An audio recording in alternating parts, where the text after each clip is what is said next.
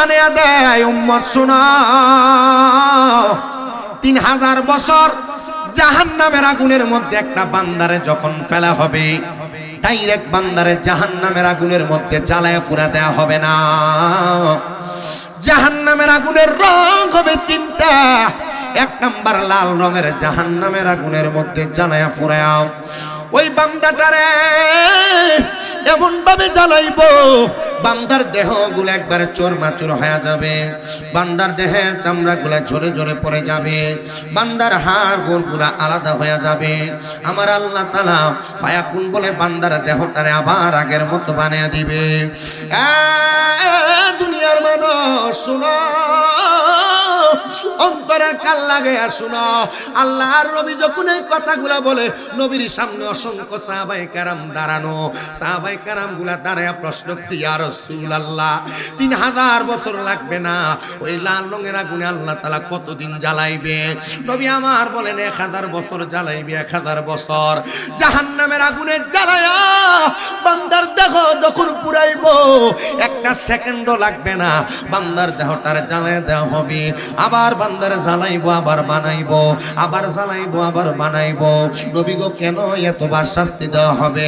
একবার জ্বালাইতে তো তার শাস্তি শেষ হয়ে যায়।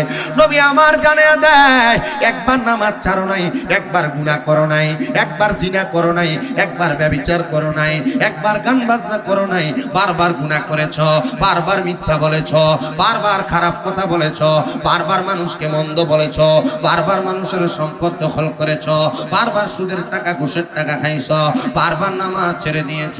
এই জন্য বারবার তোমারে আযাব দেওয়া হবে, আযাব। 1000 বছর লাল রঙের আগুনের মধ্যে বান্দা পুরায়া, এবার বান্দাটারে আবার নেওয়া হবে আরেকটা আগুনের ধাসের মধ্যে। নবী গো, কেমন আগুনের ধাস? বলে এবার ওই আগুনটারে সাদা ধোঁয়াযুক্ত আগুন বানানো হবে। ওই সাদা ধোঁয়াযুক্ত আগুনের মধ্যে বান্দা আরো 1000 বছর জ্বলবে।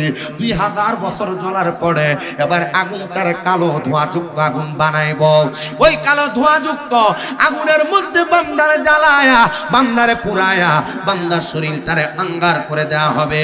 নবীজির মসজিদে নববীর মধ্যে নবীজির সম্মুখে বসে বসে তাকরীর শুনতেন, বয়ান শুনতেন 70 মতান্তরে 72 জন সাহাবায়ে কেরাম, যাদেরকে একসাথে বলা হয় আহলে সুফফা।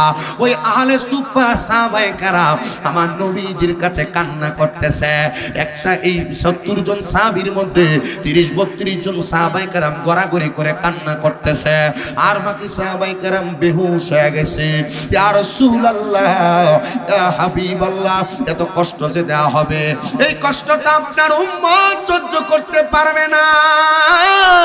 ও মায়ের নবী, এদেরকে কি 3000 বছর কষ্ট দেওয়ার পর আমার আল্লাহ তাআলা একটু নাজাত দিবে না? আমার আল্লাহ তাআলা একটু মুক্তি প্রদান করবে না? হ্যাঁ, মুক্তি প্রদান করবে। তাদেরকে তাকাসুর নামক একটা জায়গার উপরে দাঁড় করায় দেওয়া হবে। ওই তাকাসুর নামক জায়গার উপরে যখন দাঁড় করায় দিবে, ওই জায়গাতে দাঁড় করায়া বান্দার অপেক্ষা করার জন্য দেওয়া হবে। দেখবেন আপনার এলাকার মধ্যে যখন চোর ধরা খায়, চোর, ওই চোরটাকে যদি 2-4-5 মিনিট মারা হয়, চোরটা চুরিটাই স্বীকার করে, হ্যাঁ আমি চুরি করছি বলে কথাটা স্বীকৃতি জানায়। আপনি মনে করতেছেন একটা মানুষ 3000 বছর মাইর খাওয়ার পর, শাস্তি পাওয়ার পর মানুষটা বলবে আমারে মাফ করে দাও? না না, মানুষটা তখন মাফ চাইবে না। নবী গো, কেন মাফ চাইবে না? আমার নবী জানিয়ে দেয়, কারণ হলো একটা, ওই বান্দা 3000 বছর আগুনে জ্বলার কারণে বান্দার গলাটা কাঠের মতো শুকনা হয়ে যাবে। ওই বান্দা 3 বার একটা শব্দ ব্যবহার করবে, মুহে পানি, মুহে পানি, মুহে পানি, 3 বার পানি পানি বলে চিৎকার করবে। আমি আপনাদের কাছে আল্লাহ তাআলার কোরআন থেকে 2টা আয়াত তেলাওয়াত করেছি, যে আয়াতের মধ্যে আমার আল্লাহ তাআলা ঘোষণা করছে, বান্দা ওয়ালা তাকুনু কাল্লাযীনা নাসুল্লাহা ফাআনসাহুম আনফুসাহুম উলাইকা হুমুল ফাসিকুন। আমার আল্লাহ ডাক দিয়া কয় বান্দা, ও বান্দা, ওয়ালা তাকুনু, তোমরা তাদের মতো হইও না, কাল্লাযিনা যাহারা নাসুল্লাহ, তারা নিজের কথা ভুলে গেছে, ফা আনসাহুম আনফুসাহুম, আমি আল্লাহ তারারে ভুলে রাখছি। আল্লাহ কন্যা গো তারা কারা? আমার আল্লাহ কয় উলাইকা হুমুল ফাসিকুন, এরা হলো ফাসিক। হাদিস শরীফ পড়তে দেয়া দেখলাম আমাদেরকে যখন কুমিল্লা আলিয়া মাদ্রাসায় বুখারী শরীফের দরস দেয়, আমাদের উস্তাদ আল্লামা আব্দুর রাজ্জাক মাদ্দাজিল্লাহুল আলী হুজুর আমাদেরকে হাদিসটা পড়াইছেন। গত পোস্ট দেখলাম আল্লাহর নবী রাহমাতুল লিল আলামিন নবীজি কাদেরকে ফাসিক বলছেন, তাদের বর্ণনাটা আমাদের পরীক্ষার প্রশ্নের মধ্যে পর্যন্ত আসছে। শুনেন একটু অন্তরের কান লাগায়া, ও রানিয়ারা বিষ্ণুপুরের আমার মুসলমান, এক নাম্বার যারা কাযাব, যারা মিথ্যাবাদী, তাদেরকে কোরআনুল কারীমে বলা হয়েছে ফাসিক। কথায় কথায় মিথ্যা কথা বলে, মানুষকে ধোঁকা দেয়, এদেরকে বলা হয় ফাসিক। দুই নাম্বার আরেক প্রকার মানুষকে ফাসিক বলা হয়। ইয়া রাসূলুল্লাহ, তারা কারা? আমার নবী কয় যারা দুনিয়াতে গালিগালাজ করে, মন্দ কথা বলে, ফাহিশা কথা বলে, তাদেরকে বলা হয় ফাসিক। বন্ধু বান্ধব চলাফেরার পথে, রাস্তায়, দোকানে, পাটে বৈশা দেখবেন একজন আরেকজনের অটোমেটিকলি গালি দিতেছে। খেলাধুলার পথে একজন আরেকজনের মাকে বাবার নাম তুলে গালি দিতেছে, এমন হয় না? হয় কিনা? নবী আমার বলেন দুই নম্বর ফাসিক হলো তারা যারা মানুষকে গালি গালাজ করে। আমার নবী বলে তিন নম্বর ফাসিক হলো তারা, নবী গো কারা? বলে যারা দুনিয়ার জমিনের মধ্যে চলাফেরা করা অবস্থায় তাদের দাড়িগুলাকে ক্লিন শেভ করে ফেলে। মনে কষ্ট নিবেন না, আপনার মনে কষ্ট থাকতে পারে বাবাজি, এটা আমার কোনো কিছু করার নাই। আল্লাহর নবীর হাদিস বলে যারা দাড়িকে ক্লিন শেভ করে ফেলে এদেরকে বলা হয় ফাসিক। ফাসিক যখন নামাজে দাঁড়ায়, ফাসিকের নাম, এই ছেলে, এই সাদা পাঞ্জাবি ডাক দেন তো, এই সাদা পাঞ্জাবি, আপনাকে বলছি বসাইতে, আমি মাইক ধরে বলছি, কাউকে বসতে বলা যাবে না। এই মানুষগুলাতে গেছে, এখন আইনা দেন আপনি। মনে কষ্ট গেছে আপনার? কাউকে বসতে বললেন না আপনি। এই যে মানুষগুলা চলে গেল, এখন আনতে পারবেন ডাইকা? কাইন্দা কেটে আনছি আরে। মানে আমি আমার কোনো মাহফিলে মানুষকে ডাইকা বসাই না। আমি যদি ওয়াজ করি, দুই একটা কথা বলি, মানুষ এমনি বসবে, দাঁড়ায় থাক, অসুবিধা নেই। এখন যে চলে গেছে, এখন আর আইবো? আমার কষ্ট হয়। আমি যে ওয়াজটা করতেছি আপনারা বুঝতেছেন? উলাইকা হুমুল ফাসিকুনের তাফসীরের আলোকে যতটুকু কথা আছে ততটুকু কথা আপনাদেরকে শোনায় যাব। যদি আপনাদেরকে শোনায়, আপনারা শোনার পর যদি আমল না করেন, যদি এরপরে মিছা কথা কোন, যদি এরপরে গালি দেন, যদি এরপরে দাড়ি ক্লিন শেভ করেন, আপনি ফাসিক হবেন। ফাসিক হইলে ফাসিকের শেষ সর্বশেষ একটা পরিণাম কি? ফাসিক নামাজে দাঁড়াইলে নামাজ কবুল হয় না। ফাসিক নামাজে দাঁড়াইলে, কথা কোন না, নামাজে দাঁড়াইলে নামাজ কবুল হয় না। আর যদি কোনো ইমাম সাহেব দাড়ি কাটে, দাড়ি ছোট করে ফেলে, এই ইমামের পেছনে নামাজ হইব? হবে, নামাজ ফাসিদ হবে, নামাজ ফাসিদ হবে। এজন্য দাড়ি কাটা ইমাম খুব কম। আপনাদের দোয়ায় তো আমার 6টা মাদ্রাসা, আমি আমার মাদ্রাসার এই বছরে কয়দিন আগে 5টা ছেলে হাফেজ হয়েছে, রমজানের আগে আরো 8 জন হাফেজ হবে। আমি আমার পোলাপানগুলারে বলছি, এই যে এখান থেকে হাফেজ হইছ, ছোট ছোট বাচ্চা, আপনাদের কসবার একটা ছেলে আছে হাফেজ হইছে, ছোট ছোট বাচ্চা। আমি বলছি যখন দাড়ি উঠবে, দাড়ি ওঠার পর থেকে কখনো দাড়ির আগাও কাটবা না। এই যে আমার দাড়ি নাই, আমার কিন্তু এই দাড়ির আগাও আমি কখনো কাটিনি। শেপ অনেক পরের কথা, দাড়ির আগাও কাটিনি। কারণ আমি এত মানুষ নিয়ে দোয়া করি, আমি যদি ফাসিক হই কি লাগা একটা কষ্ট। আমি এজন্য আমি আমার দাড়ির আগা কাটি না, কারণ আমরা মাহফিলে গেলে দোয়া করি, দোয়া করলে যদি দোয়া কবুল না হয় তাহলে আর এই দাড়ি কাটলে লাভ হইলো? এজন্য আমার দোয়া কবুল হওয়ার মাধ্যম বের করতে হবে। এত মানুষ নিয়ে ইমামতি করি, মানুষগুলোর যদি দোয়া কবুল না হয়, তাহলে আমি দাড়ি কাটলে যদি দোয়াই কবুল না হয়, তাহলে আমার দাড়ি কাটার দরকার আছে? এজন্য দাড়ি ছেড়ে দিবেন। এই যে আমরা এত দোয়া করি, দোয়া কবুল হয় না কি লেগা? এই যে আমরা আমাদের ঘর থেকে রোগ বালা মুসিবত যায় না, এত দোয়া করি, দোয়া কবুল হয় না কেন? আমাদের নিজের দোষে। আমাদেরকে বুঝতে হবে, ঠিক না? বোঝার দরকার আছে কিনা? আমি আপনাদেরকে যে কথাগুলো বলি শোনেন একটু। আমি খুব কষ্ট করে আপনারা অনেকে তো বোঝেন, আমার বয়সটা দেখলে কি বেশি বোঝা যায়? অল্প বয়স, কিন্তু আমার উপরে একটু প্রেশার বেশি। আমি মাহফিল বেশি করার কারণে আমার একবার শরীরটার উপর দিয়ে তুফান যাইতেছে। আমি গতকালকে 2টা, আজকে আপনাদের এখান থেকেও তন্তর যাব, আগামীকালকে একটা আদ্রা কইরা, এরপর যমুনা মাহফিল, এরপর দিনও 2টা, এরপর দিনও এই 2টাই, একটা খেওড়া কথা এদিকে আর একটা কুমিল্লা কইরা আসবে। এভাবেই আমার একটু প্রেশার পড়তেছে, কিন্তু প্রেশার পড়লেও আলহামদুলিল্লাহ আমাকে মানুষ আদর করে, মহব্বত করে, বিদায় দাওয়াত দেয়। আমাকে মিরাজ বলল যে আমার কি এক ভিডিও এর কাছে পাঠাইছে, আমার সমালোচনা, আমার 2টা ভিডিও সমালোচিত হয়েছিল অনেক আগে, যেগুলা 2017-18 সালে, তখন শূন্য ওয়াজ করতাম। বুঝতেছেন তো? মানে একজন বক্তার ওয়াজ শুইনা তখন ওয়াজ করতাম। কেন? কারণ বক্তা জগতে এ পর্যন্ত কোন বক্তা আইছে আর শূন্য ওয়াজ করছে না, যদি কয় জুতা দিয়ে বাড়ি দেব। কে লেগা? কারণ হ্যাঁ শূন্য ওয়াজ করছে, শোনা কাউকে অনুসরণ করা ছাড়া জীবনে ওয়াজ করতাম। এত বাজে কথা। জি, কারণ আমি যদি কারোর ওয়াজ শুই না, আমি যদি ওয়াজের প্র্যাকটিস করি, আরে যদি আমি অস্বীকার করি, এটা আমার নাফরমানি হবে। কি হবে? কেউ যদি আপনার ব্যবসা শিখে, আপনি যদি কোন তারে আমি চিনি না, নিজে শিকার পরে, এটা তার সাথে আপনার নাফরমানি হবে। কেউ যদি আপনার বড় লোক বানায়, আপনি যদি কোন যে তারে আমি এখন চিনি না, তাহলে আপনার তার সাথে এটা নাফরমানি হবে। কেউ যদি আপনার পড়ালেখা শিখায়, আপনি যদি একটু বড় হওয়ার পর বলেন যে স্যাররে আমি চিনি না, কেটে এটা বেটা আমি এর থেকে বড়, তাহলে এটা আপনার স্যারের সাথে নাফরমানি হবে। আমাদের যেন নাফরমানি না হয়, আল্লাহ কবুল করেন, আমিন পড়েন। আমি আপনাদেরকে নিয়ে আমার ওয়াজের ধারাটা টানতেছি, একটু মুহাব্বতে আরেকবার দুরূদ শরীফ পড়েন। সালাতুন ইয়া রাসূলুল্লাহ, সালামুন ইয়া। প্রাণের বাবাজিরা আমার, ফাসিক যারা, তারা নামাজে দাঁড়াইলে নামাজ কবুল হয় না। আমি আপনাদের কাছে সেই কথাগুলা বলতেছিলাম, কিন্তু আল্লাহর নবী যে বললেন তোমরা তাদের মতো হইও না যারা নিজের কথা ভুলে গেছে। এ প্রিয় মুসলমানের, আপনারা আমার একটা কথার জবাব দেন। এলাকার মধ্যে যে মানুষগুলা নামাজ পড়ে না, নামাজ না পড়লে যে গুনাহ হবে এটা তারা জানে কি জানে না? এলাকার মধ্যে যে মানুষগুলা সুদে টাকা লাগায়, সুদ খাইলে যে গুনাহ হবে এটা তারা জানে কি জানে না? আস্তে কথা কয়, জোরে কর না, জানে কি জানে না? প্রিয় মুসলমান ইমানদার, এ প্রাণের বাবাজিরা, সুদখোর সুদ খাইলে গুনাহ হয় জানে, হারামখোর হারাম খাইলে গুনাহ হয় জানে, পরের জায়গা সম্পদ মেরে খাইলে, চাঁদাবাজি করলে গুনাহ হয় জানে, নামাজ না পড়লে গুনাহ হয় জানে, তবুও তারা হারাম খায়, সুদ খায়, ঘুষ খায়। আপনারা বলেন এমন বাজে কোয়ালিটির মানুষ সোনার বাংলাদেশে আছে না নাই? আবার আমাদের সমাজের মানুষের সুদখোরগুলারে দূরে নিয়ে মসজিদের সভাপতি বানায়, আমাদের সমাজের মানুষের সুদখোরগুলারে ধইরা মসজিদের সেক্রেটারি বানায়, আমাদের সমাজের মানুষের সুদখোর কুলার ধইরা এলাকার মসজিদের মধ্যে নিয়ে তারা সর্দার মাতাব্বর বানায়। আপনারা বলেন বাবা, এমন সুদখোর ঘুষখোর সমাজে আছে না নাই? শুধু আছে বললে চলবে না, আমার মাঝে মাঝে বিবেকটা বাধা দেয়। এই সুদখোরগুলাকে একটু শরম নাই, একটু লজ্জা নাই? এরা সুদ খায়া ঘুষ খায়া পরের হক খায়া কেমনে মসজিদের সভাপতিগিরি করতে যায়, কেমনে এলাকায় সর্দারি করতে যায়, 20 টাকার ছায়ার কাফের কাছে বেচা হয়ে যায়, উচিত বিচার রে বেশিত বানিয়ে দেয়।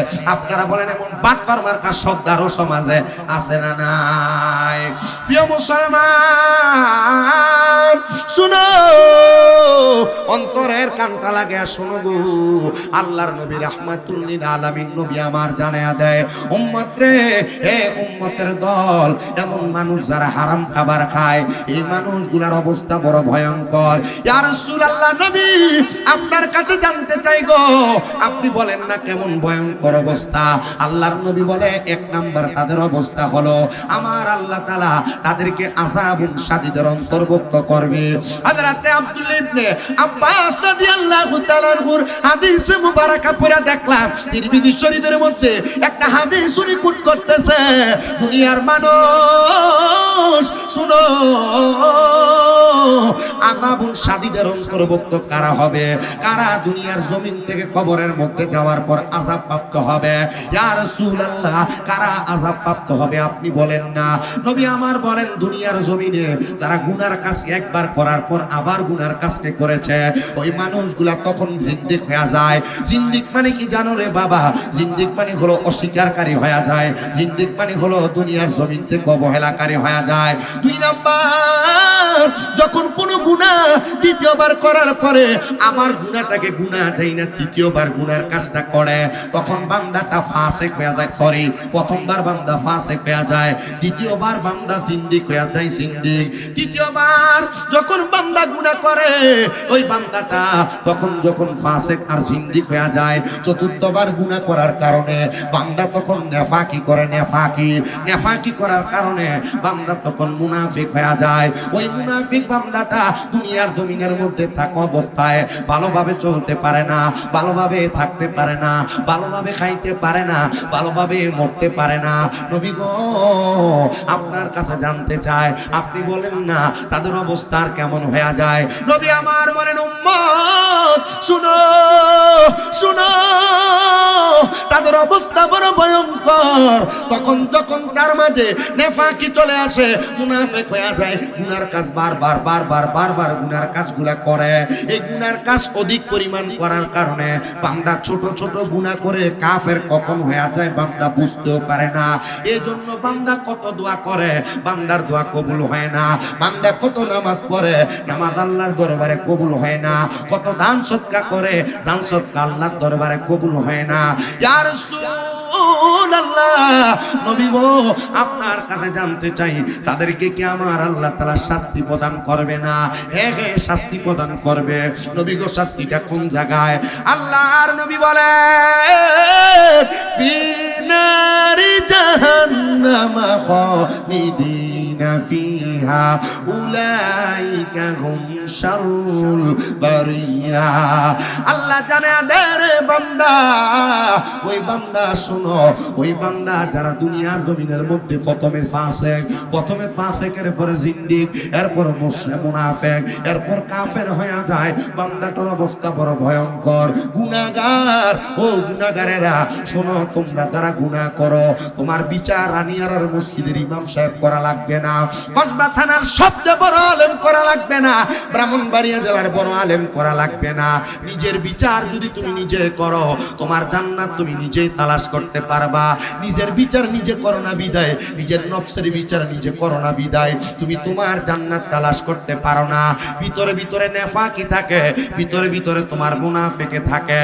নবী আমার বলেন, উম্মত শুনো, এদের ঠিকানা হলো জাহান্নাম।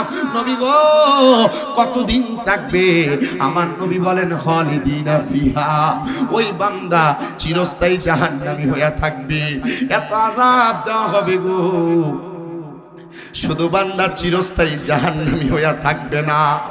নবী আমার শুনে দেয়, চিরস্থায়ী জাহান্নামী তারা যারা উলাইকা হুম শাররুল বারিয়া, দুনিয়ার সবচাইতে নিকৃষ্ট মানুষ, দুনিয়ার সবচাইতে বাজে মানুষ।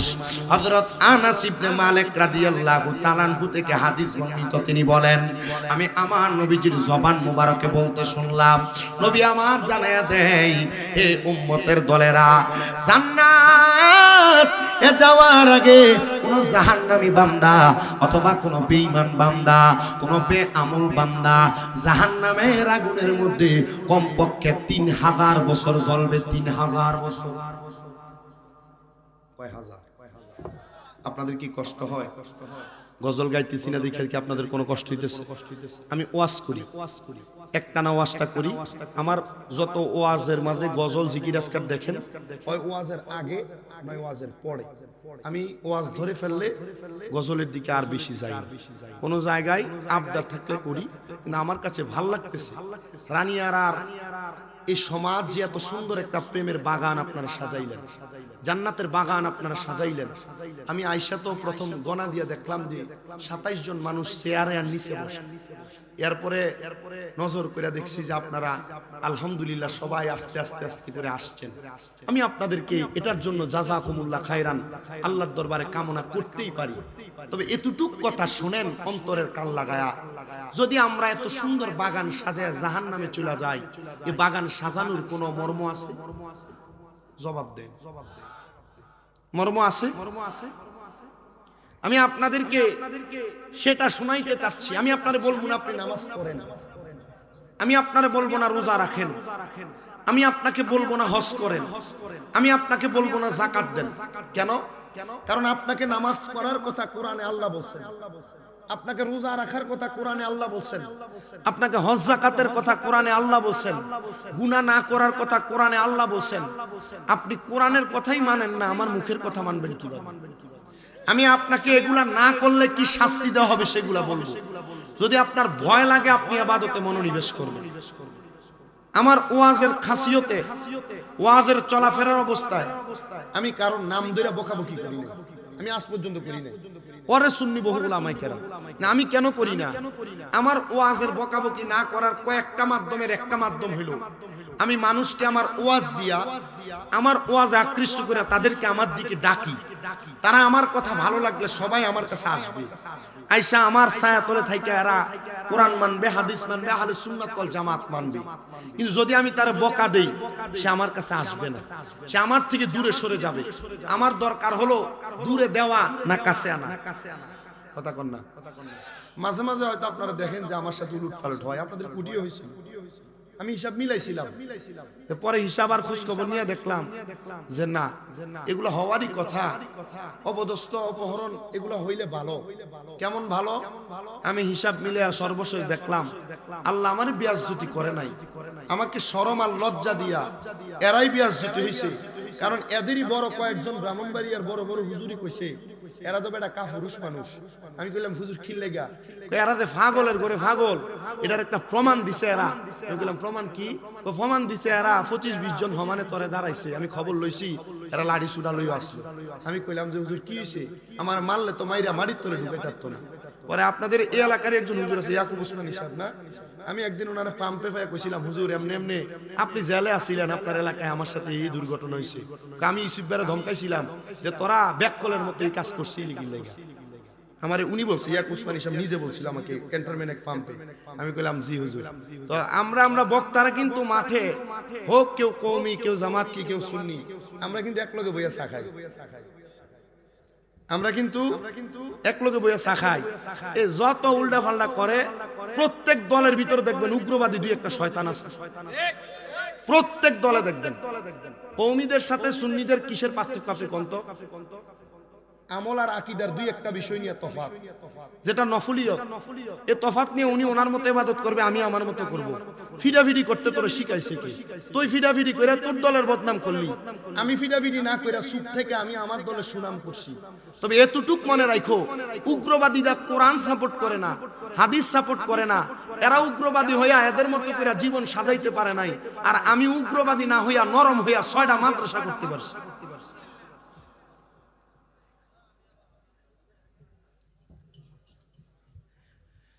তা আমি আপনাদেরকে যেই কথাগুলো বলতেছিলাম, একটা জাহান্নামীকে সর্বশেষ, সর্বপ্রথম, সর্বনিম্ন যে জাহান্নামের আযাব দেওয়া হবে কয় হাজার বছর?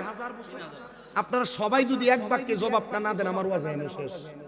আপনারা বলেন কয় হাজার বছর? হয় নাই, বলেন কয় হাজার বছর? প্রিয় ভাইয়েরা আমার, শুনেন, অন্তরের কান লাগে শুনেন। আল্লাহর নবী জানিয়ে দেয় উম্মত শুনো, 3000 বছর জাহান্নামের আগুনের মধ্যে একটা বান্দারে যখন ফেলা হবে, ডাইরেক্ট বান্দারে জাহান্নামের আগুনের মধ্যে জ্বালায় পুরা দেয়া হবে না। জাহান্নামের আগুনের রং হবে 3টা। 1 নাম্বার লাল রঙের জাহান্নামের আগুনের মধ্যে জ্বালায়া পুরাও, ওই বান্দাটারে এমন ভাবে জ্বালাইব বান্দার দেহগুলো একবারে চোরমাচুর হয়ে যাবে, বান্দার দেহের চামড়াগুলা ঝরে ঝরে পড়ে যাবে, বান্দার হাড় গোড়গুলা আলাদা হয়ে যাবে। আমার আল্লাহ তাআলা ফায়াকুন বলে বান্দার দেহটারে আবার আগের মতো বানিয়ে দিবে। দুনিয়ার মানুষ শুনো, অন্তরের কান লাগাইয়া শুনো। আল্লাহর নবী যখন এই কথাগুলা বলে, নবীর সামনে অসংখ্য সাহাবায়ে কেরাম দাঁড়ানো। সাহাবায়ে কেরাম গুলা দাঁড়ায়া প্রশ্ন করি, ইয়া রাসূলুল্লাহ 3000 বছর লাগবে না? ওই লাল রঙের আগুনে আল্লাহ তাআলা কতদিন জ্বালাইবে? নবী আমার বলেন 1000 বছর জ্বালাইবে, 1000 বছর। জাহান্নামের আগুনে জ্বালায়া বান্দার দেহ যখন পুরাইবো, একটা সেকেন্ডও লাগবে না, বান্দার দেহটার জ্বালায় দেওয়া হবে। আবার বান্দার জ্বালাইবো, আবার বানাইবো, আবার জ্বালাইবো, আবার বানাইবো। নবী গো কেন এতবার শাস্তি দেওয়া হবে? একবার জ্বালাইতে তো তার শাস্তি শেষ হয়ে যায়।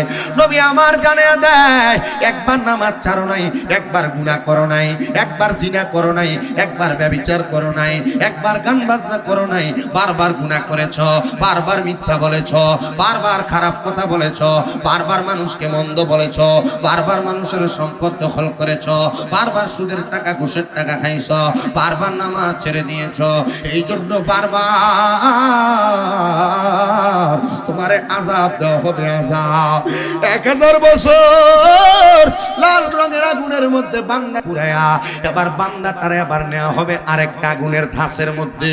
নবী গো কেমন আগুনের ধাস? বলে এবার ওই আগুনটারে সাদা ধোঁয়াযুক্ত আগুন বানানো হবে। ওই সাদা ধোঁয়াযুক্ত আগুনের মধ্যে বান্দা আরো 1000 বছর জ্বলবে। 2000 বছর জ্বলার পরে এবার আগুনটারে কালো ধোঁয়াযুক্ত আগুন বানাইব। ওই কালো ধোঁয়াযুক্ত আগুনের মধ্যে বান্দারে জ্বালায়া, বান্দারে পুরায়া, বান্দার শরীরটারে আঙ্গার করে দেওয়া হবে। নবীজির মসজিদে নববীর মধ্যে নবীজির সম্মুখে বসে বসে তাকরীর শুনতেন, বয়ান শুনতেন 70 মতান্তরে 72 জন সাহাবায়ে কেরাম, যাদেরকে একসাথে বলা হয় আহলে সুফফা। ওই আহলে সুফফা সাহাবায়ে কেরাম আমার নবীজির কাছে কান্না করতেছে। একটা এই 70 জন সাহাবীর মধ্যে 30-32 জন সাহাবায়ে কেরাম গড়াগড়ি করে কান্না করতেছে, আর বাকি সাহাবায়ে কেরাম বেহুশ হয়ে গেছে। ইয়া রাসূলুল্লাহ, ইয়া হাবিবাল্লাহ, এত কষ্ট যে দেওয়া হবে, এই কষ্টটা আপনার উম্মত সহ্য করতে পারবে না। ও মায়ের নবী, এদেরকে কি 3000 বছর কষ্ট দেওয়ার পর আমার আল্লাহ তাআলা একটু নাজাত দিবে না? আমার আল্লাহ তাআলা একটু মুক্তি প্রদান করবে না? হ্যাঁ, মুক্তি প্রদান করবে। তাদেরকে তাকাসুর নামক একটা জায়গার উপরে দাঁড় করায় দেওয়া হবে। ওই তাকাসুর নামক জায়গার উপরে যখন দাঁড় করায় দিবে, ওই জায়গাতে দাঁড় করায়া বান্দার অপেক্ষা করার জন্য দেওয়া হবে। দেখবেন আপনার এলাকার মধ্যে যখন চোর ধরা খায়, চোর, ওই চোরটাকে যদি 2-4-5 মিনিট মারা হয়, চোরটা চুরিটাই স্বীকার করে, হ্যাঁ আমি চুরি করছি বলে কথাটা স্বীকৃতি জানায়। আপনি মনে করতেছেন একটা মানুষ 3000 বছর মাইর খাওয়ার পর, শাস্তি পাওয়ার পর মানুষটা বলবে আমারে মাফ করে দাও? না না, মানুষটা তখন মাফ চাইবে না। নবী গো কেন মাফ চাইবে না? আমার নবী জানে দেয়, কারণ হলো একটা, ওই বান্দা 3000 বছর আগুনে জ্বলার কারণে বান্দার গলাটা কাঠের মতো শুকনা হয়ে যাবে। ওই বান্দা 3 বার একটা শব্দ ব্যবহার করবে, মুহে পানি, মুহে পানি, মুহে পানি। 3 বার পানি পানি বলে চিৎকার করবে। কঠিন হাসরের ময়দানে তোমার সন্তান তোমারে পানি দিবে না, তোমার স্ত্রী তোমারে পানি দিবে না, বন্ধু বান্ধব তোমারে পানি দিবে না। পানি দিবে আকায়ে নামদার, তাজদারে মদিনা, হুজুরপুর নূর মুহাম্মদ মুস্তাফা আহমদ মুস্তাফা সাল্লাল্লাহু আলাইহি ওয়াসাল্লাম নবীজি। ও সুন্নি জনতা, আমরা সুন্নিদের একটা দোষ আছে, আমরা নবী নবী করি। কেন নবী নবী করব না? কারণ নবী আমার আলমে আর হয় উম্মত উম্মত করেছে। নবী আমার মায়ের গর্ভ থেকে উম্মত উম্মত করেছে, দুনিয়ায় জন্মগ্রহণ করে উম্মত উম্মত করেছে, 63 বছর জিন্দেগি উম্মত উম্মত করেছে। এখনো পর্যন্ত রওজা থারে উম্মত উম্মত করে কিয়ামতের আগ পর্যন্ত করতে থাকবে, হাসরের ময়দানে করতে থাকবে, মিজানের পারে করতে থাকবে, ফুলসিরাতের কিনারে করতে থাকবে। আর যেই নবী উম্মত করে ওই নবীর উম্মত নবী নবী করবে। এটাই তো উম্মতের আদর্শ হওয়া উচিত। কথা কন্যা ঠিক না বেঠিক? প্রিয় মুসলমান শুনো, নবী আমার জানিয়ে দেয় ওই বান্দাটারে 3000 বছর পরে তাকাসুর নামক একটা জায়গাতে দাঁড় করায় দেওয়া হবে। ওই বান্দা 3 বার পানি পানি পানি বলে চিৎকার করবে। সাহাবায়ে কেরাম কান্দে আর ডাক দিয়া বলি, ইয়া রাসূলুল্লাহ, তখন কি আপনার উম্মতকে পানি দেওয়া হবে? নবী আমার চোখের পানি মুবারক গুলা ছেড়ে দিছে। নবীজির চোখের পানি মুবারক গুলা পড়তে পড়তে নবীজির চোখ মুবারক লাল হয়ে গেছে, গাল মুবারক ভিজে গেছে, দাড়ি মুবারক গুলো ভিজে মুখ ফুলে গেছে। নবী আমার কান্না করে, ও সাহাবায়ে কেরাম পানি দেওয়া হবে, কিন্তু দুনিয়ার কোনো স্বাভাবিক পানি বান্দারে দেওয়া হবে না। নবী গো কেমন পানি দেওয়া হবে? তিরমিজি শরীফের হাদিস পড়তে দেয়া দেখলাম জাহান্নামীদেরকে যেই পানি দেওয়া হবে ওই পানিটার নাম হলো তিনাতুল খাবাল। ওই তিনাতুল খাবাল যখন বান্দারে দেওয়া হবে ওই বান্দা তিনাতুল খাবাল পান করবে কিনা আপনার মনে কি প্রশ্ন জাগে নাই? তিনাতুল খাবাল কাহাকে বলা হয়? তিনাতুল খাবাল বলা হয় দুনিয়ার মানুষ ইন্তেকাল করার পরে জাহান্নামীদেরকে আগুনে জ্বালায়া পুড়ায়া যেই রক্ত আর পুজ হইছে ওই রক্ত পুজগুলাকে লোহার একটা পাত্রে আগুনে গরম কইরা জাহান্নামী বান্দাদেরকে দেওয়া হবে, নেও পান করো। নবীর সাহাবায়ে কেরাম বলে, নবী রক্ত পুজ কেমনে পান করব? বলে জাহান্নামী হিসেবে রক্ত পান পুজ পান করা লাগবে, লাগবেই লাগবে। বান্দা এত পিপাসার্ত থাকবে, বান্দার বুকটা শুকনা থাকবে, তরল কোনো খাবার না থাকার কারণে বান্দা তখন জিহ্বার মধ্যে তিনাতুল খাবাল গুলা ঠেলে দিবে। ওই তিনাতুল খাবাল বান্দা যখন তার জিহ্বায় ঢেলে দিবে ওই বান্দার জিহ্বাটা গলে যাবে। জিহ্বা গইলা বান্দার পেটের নাড়ি ভুঁড়িগুলা গলে গলে বান্দার পায়খানার রাস্তা দিয়া থর থর থর থর থর থর করে পড়তে থাকবে। আর হাসুরের ময়দানবাসীগুলা আফসোস করতে থাকবে, এরা কারা, এরা কারা? বলতে থাকবে এরা হলো সেই ব্যক্তিরা যারা দুনিয়াতে তাদের কাছে হকের দাওয়াত আসার পরেও, তাদের কাছে দ্বীনের দাওয়াত আসার পরেও, তাদের কাছে কোরআন হাদিসের দাওয়াত আসার পরেও যারা নামাজ পড়ে নাই, যারা রোজা রাখে নাই, যারা হজ যাকাত দান সদকাতে আসক্ত ছিল না, যারা হারাম টাকা খায়া খায়া এদের পেট বড় বানাইছে, যারা দুনিয়াতে পরের হক লুণ্ঠন করে করে চলেছে, এরা হলো সেই ব্যক্তিরা। ও নবী গো, হাসরের ময়দান আবার কেমন জায়গা? আপনি তো একজনের পরে একটার পরে আরেকটা বর্ণনা দেন যেটা দুনিয়ার বান্দারা আফসোস করতে থাকবে, হাসরের ময়দানের ব্যাপারে কোনো আইডিয়া রাখবে না। মনে রাখতে হবে হাসরের ময়দান এমন একটা জায়গা, তামার জমিন তামার। হাসরের ময়দানে নামাজিরা যেমন থাকবে, রোজাদাররা তেমন থাকবে, রোজাদাররা যেমন থাকবে, বেরোজদাররা তেমন থাকবে। হাসরের ময়দানে দুনিয়ার যত ভালো মানুষ খারাপ মানুষ সব থাকবে, কিন্তু একজনের গায়ের মধ্যে কোনো জামা কাপড় থাকবে না, উলঙ্গ অবস্থায় হাসরের ময়দানে তারা দাঁড়ায়া যাবে। হায়রে মুমিন মুসলমানের দল, হে নবীর উম্মতের দল, হাসরের ময়দানের মধ্যে যখন উলঙ্গ অবস্থায় যাবে, নবী সাহাবী হযরত সামূরা রাদিয়াল্লাহু তাআলা নবীর প্রশ্ন করে, ইয়া রাসূলুল্লাহ, উলঙ্গ যে থাকবে সন্তান কি মার দেখবে না? বাবা কি সন্তানকে দেখবে না? নবী আমার জানাই রে সাহাবীরা, হাসরের ময়দানে মানুষের মাথার মাত্র 1 বিঘত উপরে, 1 বিঘত উপরে একটা দুইটা না 12টা সূর্যের তাপ দেওয়া হবে, 12টা সূর্যের তাপ। ওই 12 সূর্যের তাপ যখন বান্দার মাথার উপরে পড়বে, বান্দার মগজগুলা টকবক টকবক করে ফুটবে, বান্দার কান দিয়ে মগজগুলা গলে গলে বের হবে। ওই বান্দা এত কষ্ট সহ্য করতে না পারার কারণে বান্দা তার কপাল আর মুখটাকে উপরের দিকে উঠে রাখবে, একজন আর একজনের দিকে চাইবে না, মা সন্তানের দিকে চাইবে না, বন্ধু বান্ধবের দিকে চাইবে না, ভাই ভাইয়ের দিকে চাইবে না, সন্তান বাবার দিকে চাইবে না। কেমনে চাইবে গো? হাসরের ময়দান তো বড় কষ্টের জায়গা। নবী আমার জানাই রে, শুধু তাই নয়, তাই নয়, হাসরের ময়দানের পুরো ময়দানের মধ্যে এমন ভাবে তাপ দেওয়া হবে, এমন ভাবে আযাব দেওয়া হবে, ওই বান্দাগুলা হাসরের ময়দানে হাঁটার সময় পানির জন্য আল্লাহর দরবারে আবেদন করবে, ও ও মায়ার নবী, তখন কি পানি দেওয়া হবে? নবী আমার বলে হ্যাঁ পানি দেওয়া হবে। দুনিয়ার কোনো স্বাভাবিক পানি দেওয়া হবে না। নবী গো কেমন পানি দেওয়া হবে? নবী জানায় উম্মত কেমন পানি দেওয়া হবে জানো? মানুষ যেই পানির মধ্যে হাঁটবে এগুলা হবে হাসরের ময়দানবাসীর ঘাম। ঘাম থাকবে কারোর হাঁটু পরিমাণ, ঘাম থাকবে কারোর বউনাবি পরিমাণ, ঘাম থাকবে কারোর বুক পরিমাণ। মানুষ ঘামের সাগরের মধ্যে সাঁতার কাটতে থাকবে। এত মহা কষ্ট কেমনে সহ্য করব, কেমনে সহ্য করব? শুনো রে বাবা, কেমনে সহ্য করব শুনো। সহ্য কিন্তু সবাই করতে পারবে না। আমি আপনাদের কাছে জাহান্নামীদের কথা বলতেছি। জান্নাতীরা নবীজির কাছে লেবায়ে হামদের পতাকার নিচে জায়গা পাবে, মাকামে মাহমুদের নিচে নবীর কাছে জায়গা পাবে।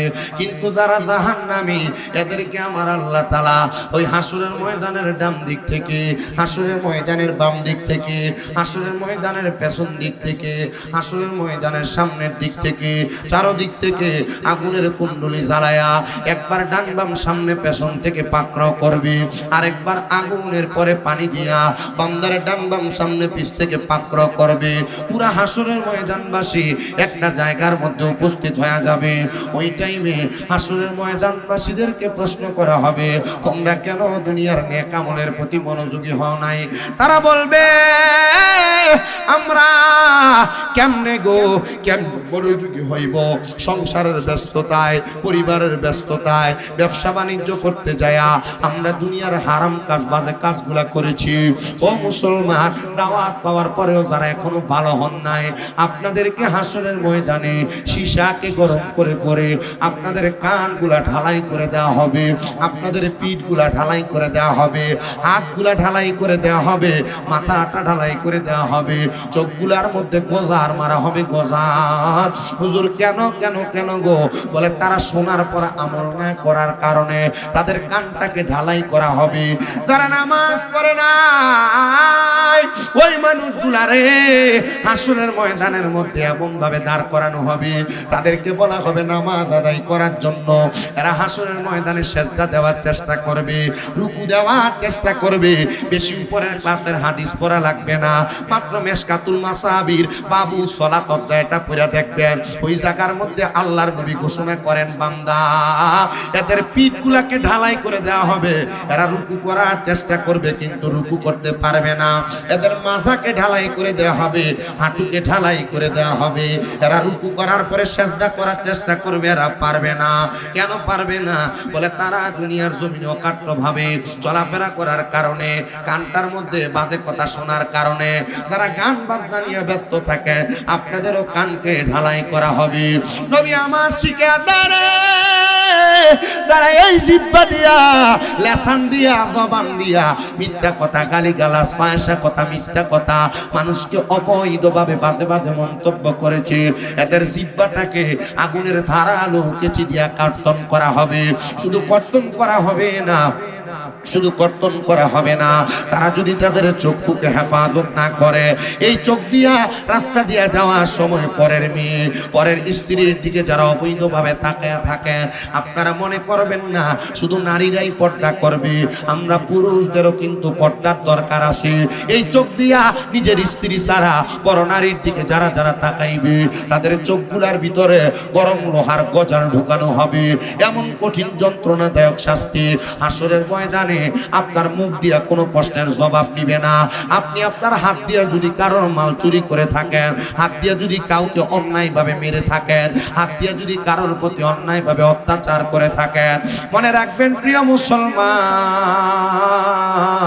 প্রিয় ভাইয়েরা আমার, আপনি হাত দিয়ে অত্যাচার করার কারণে, মানুষকে ওজনে কম দেওয়ার কারণে, মানুষের সম্পদ দখল করার কারণে, আপনার হাতের আঙ্গুলির মাথাগুলাতে আল্লাহ তাআলা জবান খুলে দিবে।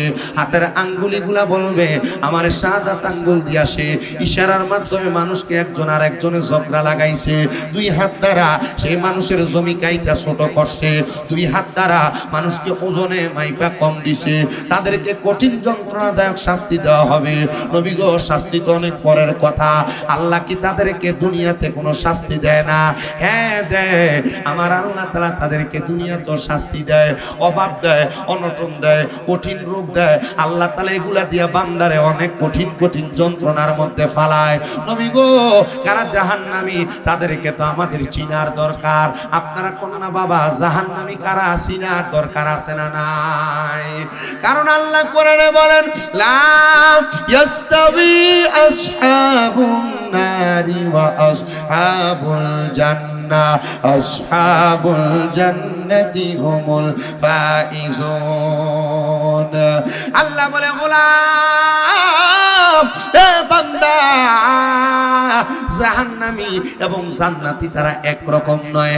আসহাবুল জান্নাতি হুমুল ফাইজুন, যারা জান্নাতি তারা হলো সফল কাম। আচ্ছা জাহান্নামী আর জান্নাতি যদি একরকম না হয়, যারা জান্নাতি তারা যদি সফল কাম হয়, এবার আপনাদের কাছে আমি সাল্লাম, আপনারা কি জান্নাতে হতে চান না জাহান্নামে?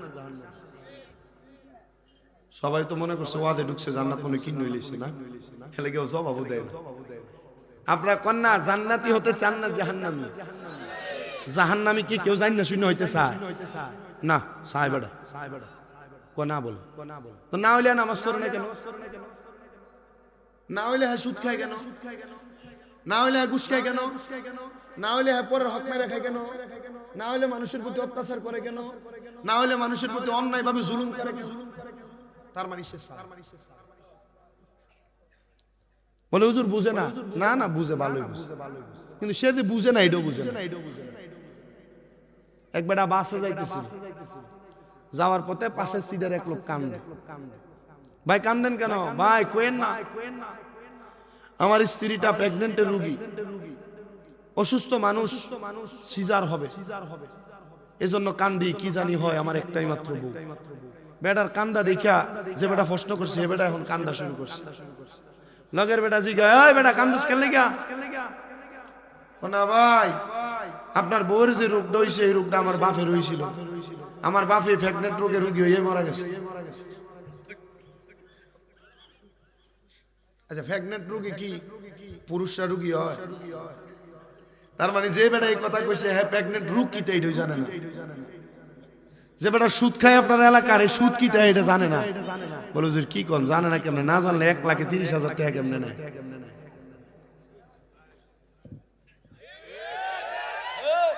কিটা জোরে ঠিক কইতাছেন এটা আমি বুঝি, চিন্তা করে এখন যদি ঠিক কই পরে যদি বিপদে পড়ি টেহাড়া লাগে গেলে তখন তো কব ওয়াজ তো তোরই ঠিক কইছলি, এখন আবার আইসিস টেহাড়া লাগে না। আছে কি না? এমন সুদের ওয়াজ করলে বক্তারা দাওয়াত বন্ধ হয়ে যাও। গত বছর মাইকটা সারার আগটা দিয়ে সুদের ওয়াজ করে গেছিলাম, দিয়ে আবার দাওয়াত দিছে, ভালো হইছে। উচিত কথা কইলে সব জায়গায় দাওয়াত বন্ধ হয় না, কথা কই না। উচিত কথা কইলে দাওয়াত বন্ধ হয় সব জায়গায়। জাহান্নামী চিনা লাগবো। আমি আপনারা জিজ্ঞাসি জান্নাতে যাইতে চান না জাহান্নামে? আপনারা কইছেন জান্নাতে। কারা কারা চান একটু সোজা করে হাত তোলেন তো। তাকবীর কি আমি দিতাম না আপনি দিবেন?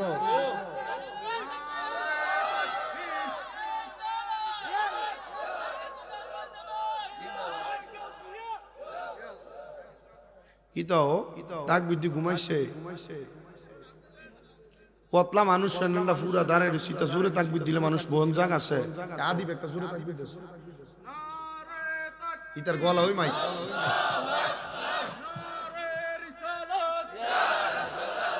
সবটি মাথা না গো।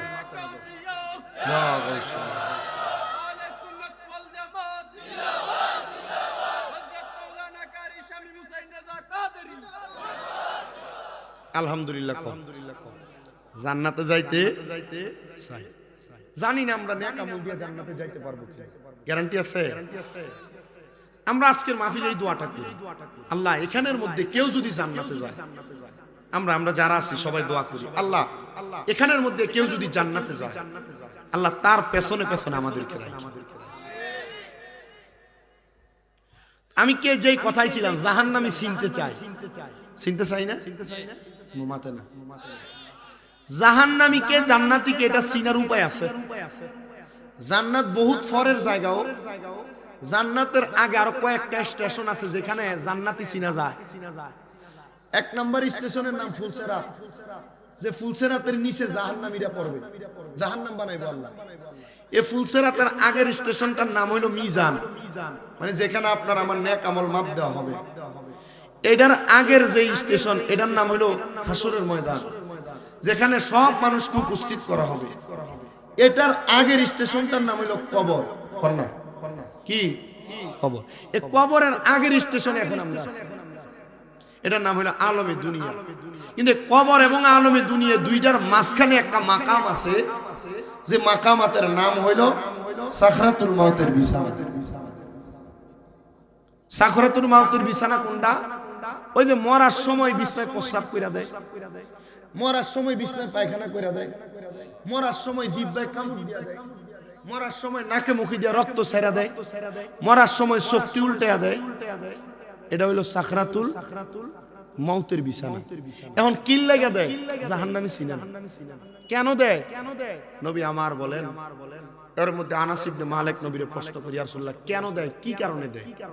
তখন আমার নবী বলেন, আল্লাহ তাআলা তওবা নামক একটা গাছ, কেউ কেউ বলেন শাজরাতুল ইয়াকিন গাছ লাগাইছেন লামকানে। ওই গাছের ততগুলা পাতা আছে যতগুলা বান্দা রানিয়ারা বিষ্ণুপুরিয়া সারা বিশ্বে আছে। ওই গাছের পাতায় পাতায় প্রতিটা মানুষের নাম লেখা আছে। যে নামটা লেখা আছে এই নামের পাতাটা ঝইরা পড়লে ওই বান্দার কাছে আল্লাহ তাআলা আজরাইলকে পাঠায়। জোরে জোরে কোন আল্লাহু আকবার। একটা গজল গাই, আশেক সুরে সুরে লেখে, তওবা নামক গাছটি আছে, পাতায় পাতায় লেখা আছে মানুষের হায়াত। ওরে সেই পাতাটা ঝরে গেলে মৃত্যুর নিশান আসবে চলে, শেষ হইবে তোমাদের হায়াত। পাপী উম্মত কে করিবে পার, পাপী উম্মত কে করিবে পার। কঠিন হাসরের দিনে আখিরি নবীজি বিনে পাপী উম্মত কে করিবে পার। নবী বলবে আবু বকর তুমি লও দুজকের খবর, উম্মত নিদো জকে যায় আমার।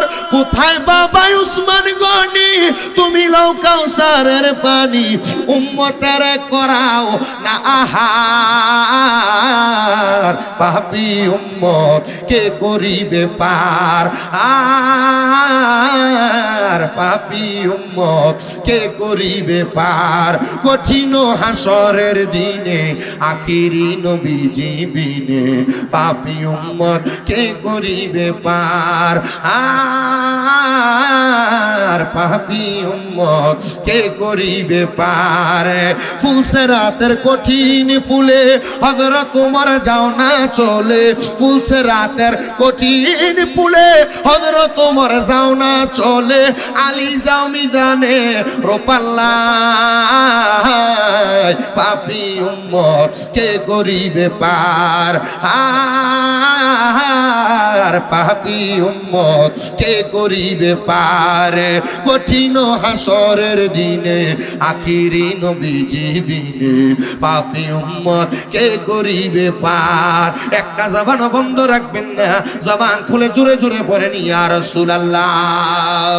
নবী আমার বলেন উম্মত, ও উম্মত শুনো, যখন বান্দাটার সামনে আজরাইল চলে আসে, যদি বান্দা বেঈমান হয়, যদি বান্দা বেআমল হয়, যদি বান্দা বেনামাজি হয়, যদি বান্দা দুনিয়ার হারামখোর হয়, ওই বান্দাটার কাছে আইসা আজরাইল যখন হাজির হবে গো, ওই বান্দার সামনে আমার আল্লাহ তাআলা দুইটা ফেরেশতা পাঠাইবো।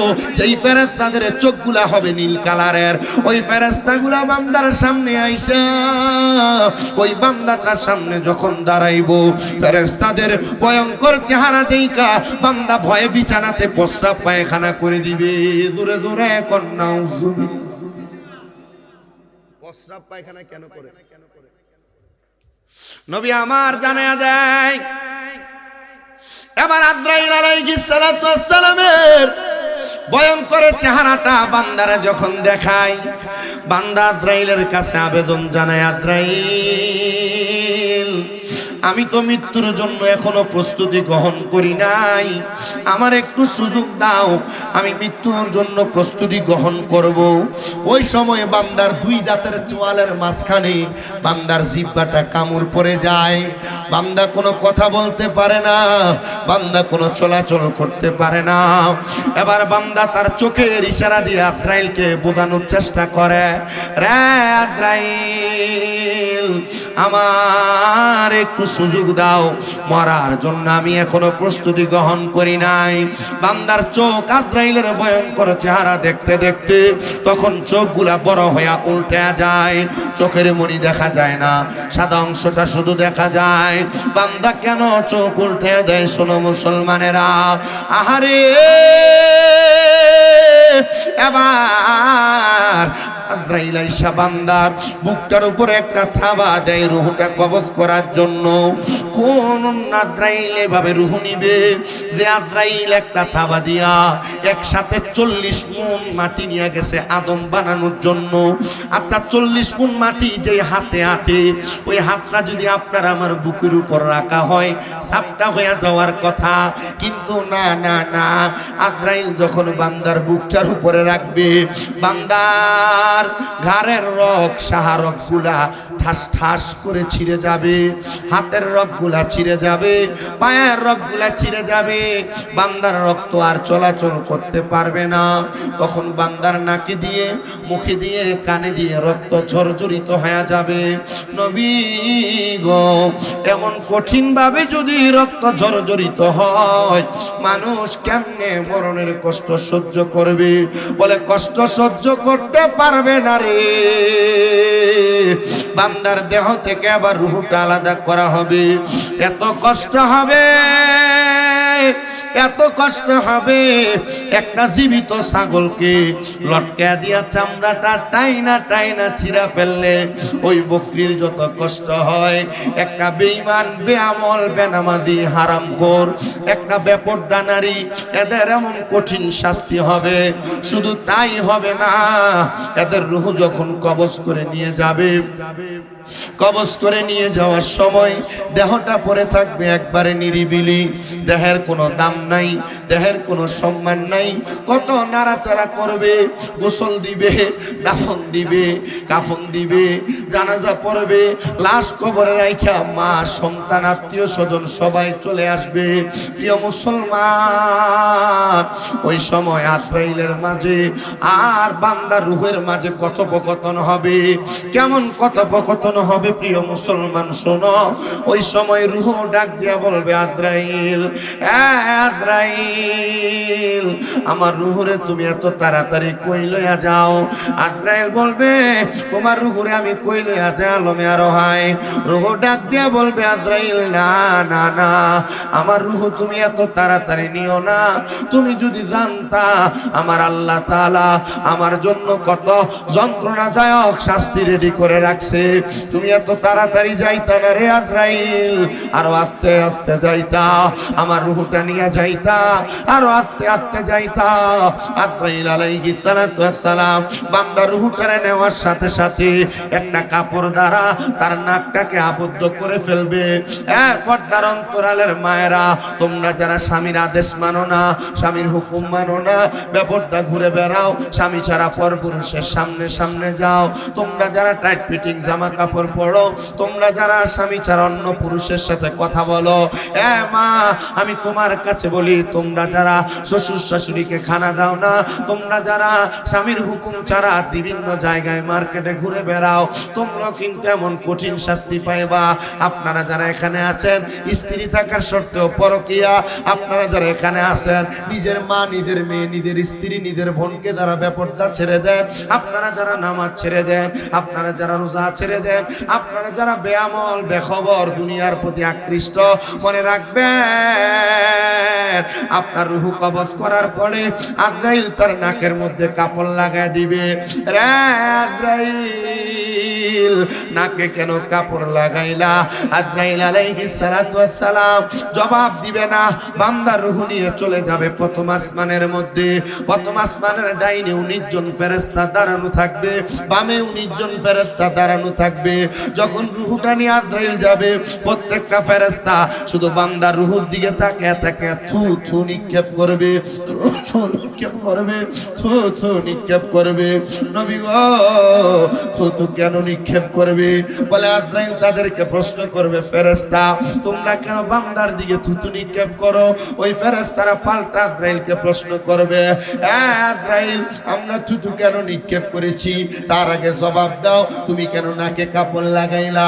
জবাব দিবে, রে আজরাইল বান্দা নামাজ না পড়ার কারণে, হারাম খাওয়ার কারণে দুর্গন্ধযুক্ত রূহ হয়ে গেছে, এই জন্য বান্দারে থুথু নিক্ষেপ করেছি আর নাকে কাপড় লাগাইছি।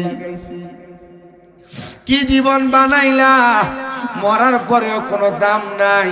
ফেরেশতারা থুথু দিবে, ফেরেশতারা থুথু দিবে, ফেরেশতারা থুথু দিবে। দাম নাই, ইজ্জত নাই, সম্মান নাই, মরার পরেও কোনো দাম নাই। বাড়ি গাড়ি ধন সম্পদের অভাব নাই, কিন্তু মরার কথা কারোরই স্মরণ নাই। কি হবে রে মুসলমান? দুনিয়ার রং তামাশা আড্ডাবাদী তোমারে দুনিয়াতেই শেষ করে দিচ্ছে। ওই বান্দাটারে নিয়ে যখন আসমানের সামনে দাঁড়াবে, আসমানের ফেরেশতারা বান্দারে নিয়ে কোনো দিকে যাইতে দিবে না। ও ফেরেশতা কেন দেও না? বলে বান্দার ঠিকানা তো জাহান্নাম, আর জাহান্নামে কয়দিন থাকবে সেটা আমি আপনাদের কাছে বারবার বলেছি। শোনো রে প্রিয় মুসলমানেরা, তোমরা যারা এখানে বসেছো, আমি সবার কাছে করজোরে আবদার করি। আল্লাহ তাআলার একজন খাস বন্ধু ছিলেন, যার নাম হযরত ইউসুফে সানি রহমতুল্লাহ আলাইহি, বসবাস করতেন যিনি খুরাসান এলাকার মধ্যে। ওই খুরাসান এলাকায় বসবাসরত অবস্থায় হযরত ইউসুফে সানি বলেন, আমি একদিন সকালবেলা মসজিদের মধ্যে বসে বসে তাসবিহ পড়তেছি, আল্লাহ আল্লাহ আল্লাহ আল্লাহ আল্লাহ আল্লাহ আল্লাহ বলে বলে আমি তাসবিহ পড়তেছি। এমন টাইমে আমি ইউসুফে সানির কাছে আমার এলাকার একজন বুজুর্গ মানুষ, দাড়িওয়ালা, টুপিওয়ালা, পাঞ্জাবিওয়ালা, তিনি আইসা আমার ডাক দিয়ে বলতেছেন, গো ইউসুফে সানি, আপনার কাছে আমার একটা করজোরে আবদার। বাবা, আপনি বুজুর্গ মানুষ, আপনি আমার কাছে কিসের আবদার করবেন? তিনি বলে, আমি একটা মারাত্মক স্বপ্ন দেখেছি, যে স্বপ্নের ব্যাখ্যা আপনি ইউসুফ সানি আমারে করে দিবেন। তিনি বলে, অন্য কোনো ব্যাখ্যা না, এই স্বপ্নটার ব্যাখ্যাই শুধু বলেন। তিনি বলেন, এই ব্যাখ্যাটা কি, বলো না তোমার স্বপ্নটা। তিনি বলতেছেন, হুজুর আমি স্বপ্ন দেখেছি, আমি ঘুমন্ত অবস্থায় আমাকে কে যেন এখান থেকে উঠে অন্য জায়গায় নিয়ে যাচ্ছে। হুজুর আমাকে যখন নিয়ে যাচ্ছে, আমি তাকে প্রশ্ন করলাম, তুমি কেন আমার নিয়ে যাও? আমার কোনো জবাব দেয় না। আমি দেখলাম সামনে আমার স্ত্রী দাঁড়ানো। আমি আমার স্ত্রীকে বললাম, আমার স্ত্রী আমার একটু উদ্ধার করো, আমার একটু বাঁচাও। আমার স্ত্রী আমার দিক থেকে মুখ ফিরে নিয়েছেন। হুজুর এরপর আমার ডাইনে দেখলাম আমার ছেলে সন্তান, আমার বামে দেখলাম আমার কন্যা সন্তান। হুজুর আমার ছেলে সন্তান আর কন্যা সন্তানের দিকে হাত বাড়াইলাম, তারা আমার হাতে ধরে নাই। ইউসুফে সানি বলে, বাবা আপনি তরিকতের কোন স্তরে আছেন? স্বপ্ন বলল কি, ইউসুফে সানি প্রশ্ন করলো কি? এ বলছে, আমার কে যেন নিয়ে যাচ্ছে ঘুমের মধ্যে, ঘুমের মধ্যে নিয়ে যাচ্ছে। শুধু এখানে শেষ না, আমার স্ত্রী দাঁড়ানো, আমি বললাম আমার বাঁচাও, সে আমার দিক থেকে মুখ ফিরে নিছে। আমার সন্তান ডাইনে একজন, বামে একজন, একজন ছেলে একজন মেয়ে, তাদের দিকে হাত বাড়াইলাম, আমারে বাঁচাও, আর আমার হাতকে সরাইয়া দিছে। আমি বললাম, হুজুরের স্বপ্নের ব্যাখ্যা দেন। হুজুর আমারে বলতেছে, তুমি তরিকতের কোন স্তরে আছো? আচ্ছা, এই স্বপ্নের সাথে তরিকতের স্তরের মান কি? ইউসুফে সানি ওনারে প্রশ্ন করছে, তুমি তোমার শায়েখ, তোমার মুর্শিদ থেকে কতদিন দূরে? দুইটা প্রশ্ন। উনি প্রশ্ন করছে, তোমার কাছে তৃতীয় প্রশ্ন, তুমি তোমার শায়েখ অথবা তোমার মুরব্বী, তোমার মাশেখ, তোমার পীর, তোমার মুর্শিদের হুকুম কয়দিন পর্যন্ত তার তরবিয়ত অনুযায়ী চলো না? মারহাবা নাই। তখন বলে হুজুর এটা তো বিশাল কথা। বলে বিশাল কথার দরকার নাই, তুমি কি ফানা ফিল্লাহ আর বাকা বিল্লাহ কি বুঝো? হুজুর বুঝি। আপনার এখানে বায়াতে রাসূল, যে কোন পীর মুর্শিদের কাছে হাত দিয়ে বায়াত নিছেন, কে কে একটু হাত তোলেন। মানে মুরিদ হইছেন, কে কে হাত তোলেন? মুরিদ হাত নামান, যারা হন নাই হইয়া নিয়েন। হুজুর কেন? এটার কারণ হচ্ছে আপনি যখন মুরিদ হবেন, আপনার মুরিদ হওয়ার আগের জীবন আর মুরিদ হওয়ার পরের জীবন দুইটা ভিন্ন। মুরিদ হওয়ার পর আপনার দাম বেড়ে যায়, সম্মান বেড়ে যায়, ইজ্জত বেড়ে যায়, মর্তবা বেড়ে যায়। এখন মনে প্রশ্ন, হুজুর মা বাপ আছে তো পীর ধরতাম কি লাগা? মা বাপ তো বড় ফিরে প্রশ্নটা করে না? মা বাপ আপনার দুনিয়া শিখাবে আর পীর মুর্শিদ আপনার আখেরাত শিখাবে। হুজুর এখন বালা ফিট তো ভাই না, বহুত ফিসাব আছে মুরিদ যারা সামনে লইয়ে সিগারেট খায়। হুজুর বালা ফিসাব তো হয় না, ফিসাব তো ফিসুন দিয়ে উরুস মুবারক লেখা বেরিয়ে দিয়ে গান করে।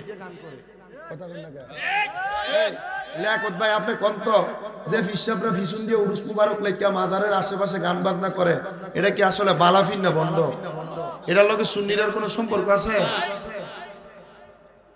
আমি আপনাদেরকে বলি, অন ফির আমরা সিনা লাগতো না কথা হকানি কি আমরা সুন্নি না বেটা? সুন্নি মানুষ যারা আমরা তো চিনি, আমরা হক্কানি পীরের পক্ষে কথা কই, উল্টা পাল্টা যেটা এটার পক্ষে আমরা নাই। নারে তাকবীর কোন নারে? নারে তাকবীর, নারে রিসালাত, নারে গাউসিয়া, আহলে সুন্নাত ওয়াল জামাত। খোদার বক্তার আগমন, রানিয়ারাবাসীর পক্ষ থেকে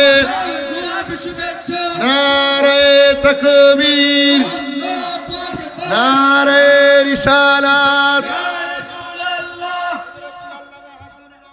প্রধান বক্তার আগমন, শুভেচ্ছার স্বাগতম। প্রধান বক্তার আগমন, শুভেচ্ছার স্বাগতম। আল্লামা হযরত মাওলানা হাসানুর রহমান হুসাইনি নকশবন্দির আগমন, শুভেচ্ছার স্বাগতম। মাহফিল কমিটির পক্ষ থেকে লাল গোলাপ শুভেচ্ছা, রানিয়া বিষ্ণুপুরের পক্ষ থেকে লাল গোলাপ শুভেচ্ছা। নারে তাকবীর, আল্লাহু আকবার, নারে রিসালাত, ইয়া রাসূলুল্লাহ, নারে গাউসিয়া, ইয়া গাউসুল আজম। প্রধান বক্তার আগমন, শুভেচ্ছার স্বাগতম। মাহফিল কমিটির পক্ষ থেকে লাল গোলাপ শুভেচ্ছা।